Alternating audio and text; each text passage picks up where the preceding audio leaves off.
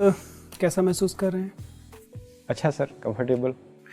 मैं देख रहा हूँ कि आपने एमफिल किया है जेएनयू से, मास्टर्स भी किया है हिंदी में। क्या विषय था आपका? शोध विषय क्या था? डिसर्टेशन? सर मेरा एमफिल का विषय था चंद्र शर्मा गुलेरी का भाषा वैज्ञानिक अध्ययन, पुरानी हिंदी के विशेष संदर्भ में। सर मैंने डैफ में अभी शो नहीं किया है क्योंकि मुझे पीएचडी की डिग्री नहीं मिली। जेएनयू में मैंने रामचरितमानस में भक्ति का स्वरूप विषय भी लिया था और 2 वर्ष पीएचडी की भी किए हैं। वर्तमान में मैंने डीरजिस्टर करा रखा है।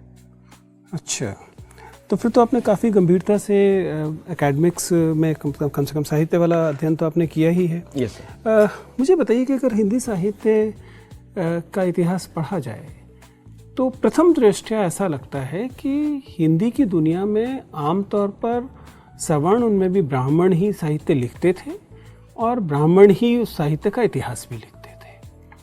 ये जो हिंदी साहित्य के विषय में छवि बनती है साहित्य के इतिहास से, ये वास्तविकता के कितने निकट है?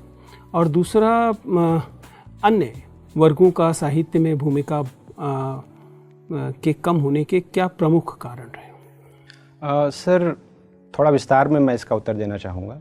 पहला तो सर, साहित्य में वही रिफ्लेक्ट होता है जो समाज में है। अगर हिंदी भाषी क्षेत्र की सामाजिक संरचना में सामंतवाद या पितृसत्ता जैसे तत्व हैं तो वो साहित्य में भी रिफ्लेक्ट होंगे। दूसरी बात रही सर कि साहित्य को देखने के लिए सिर्फ और सिर्फ साहित्य इतिहासों को माध्यम बनाने की दृष्टि एक सीमित दृष्टि है, क्योंकि सर न सिर्फ अभिजात साहित्य